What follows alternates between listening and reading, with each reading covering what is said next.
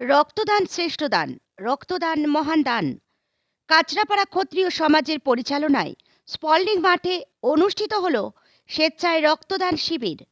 সমগ্র অনুষ্ঠানে উপস্থিত হয়েছিলেন বীজপুর বিধানসভার বিধায়ক সুবোধ অধিকারী, কাঁচরাপাড়া পৌরসভার পৌরপ্রধান কমল অধিকারী, হালিশহর পৌরসভার পৌরপ্রধান শুভঙ্কর ঘোষ, বিশিষ্ট সমাজসেবক রামাশঙ্কর গিরি সহ অন্যান্যরা।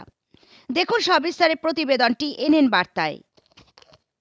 सुबोध अधिकारी महाशय और उनके साथ कांकरापाड़ा म्यूनिसिपैलिटी के আমরা সবসময় মনে করি কি আমাদের দলে যে আসল সম্পদ হচ্ছে কর্মী। সে যে কোনো রাজনৈতিক দল করতে পারে, সেই রাজনৈতিক দলের কর্মীদের পাশে না দাঁড়ানো এটা খুব আশ্চর্যজনক ব্যাপার। আমি ধন্যবাদ জানাবো আমাদের অভিষেক বন্দ্যোপাধ্যায়কে। তিনি সঙ্গে সঙ্গে তার প্রতিনিধি দল তার পরিবারের পাশে দাঁড়িয়েছে।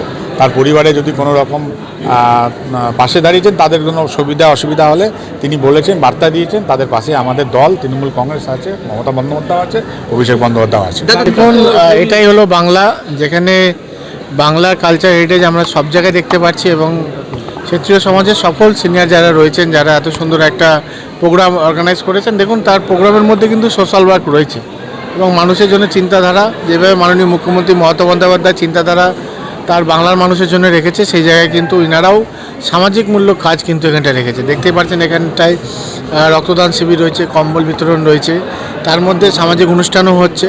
তো এটাই তো কালচার বাংলার, যেখানে সব জাতি মানুষেরা বসবাস করে এবং একটা ভাইচারা বন্ডিং রয়েছে এখানটায়, এবং প্রত্যেকটা উৎসব প্রত্যেকটা প্রোগ্রামই কিন্তু আমরা একসাথে ঐক্যবদ্ধ পালন করি।